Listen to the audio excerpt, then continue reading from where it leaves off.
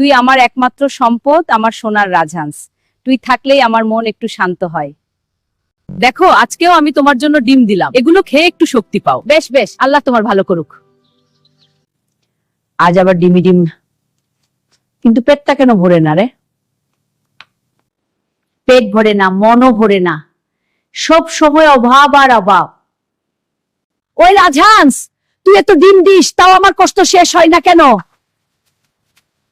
আজ থেকে শুধু ডিম দিলে চলবে না, যা গিয়ে বেশি ডিম নিয়ে আয়। তোমার কথা আমার মনে লাগলো, তাও আমি চেষ্টা করব। আমি যদি আরো ডিম আনতে পারি, তাহলে বুড়ি আর কষ্ট পাবে না। এটা আবার কোন জায়গা? সবখানে শুধু ডিম আর ডিম। কে তুমি রাজহাঁস? আমার ডিমের রাজে কেন এসেছো? আমি গরিব এক বুড়ির জন্য এসেছি, একটু ডিম নিয়ে যেতে চাই, অনুমতি দাও। তুমি সবচেয়ে সত্যি মনের মানুষ। এক ট্রাক ডিম নিতে পারো, কিন্তু লোভ করো না। বুড়ি খুব খুশি হবে। আমি আমার কথা রাখলাম।